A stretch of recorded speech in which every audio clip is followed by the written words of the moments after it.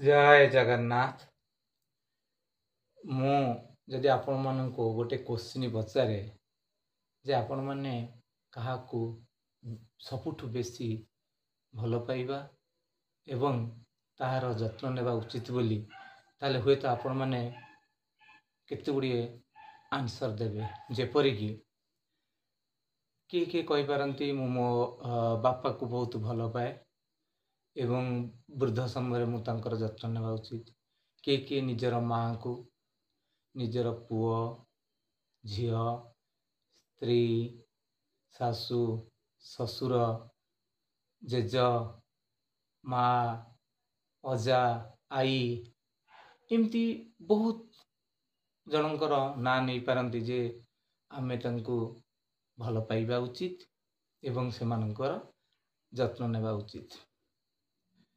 यह मध्य आपण माने कहवा स्वाभाविक एवं सत कथा, कारण जेहेतु मनीष बा आमे गोटे सामाजिक प्राणी एवं आम प्रति अन्य मानकर बहुत गुड़ी अवदान अच्छी, तेणु आमर अन्य मानक प्रति मध्य स्नेह श्रद्धा भल पाइबा एवं आमर कर्तव्य अच्छे, ताहा होची सत कथा।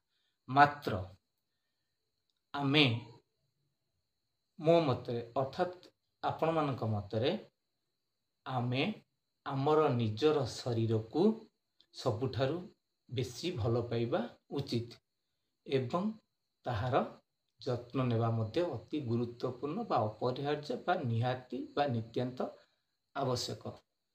ताहले मु ए कथा काहे कहली जे आमे सबुठारु आम शरीर को भल पाइबा उचित एवं ताहार सठिक जत्न नेबा उचित। ताहा आसंता काली संध्या 7टा बेले तार उत्तर आपण मानक पाखरे मु रखिबी। विदाय।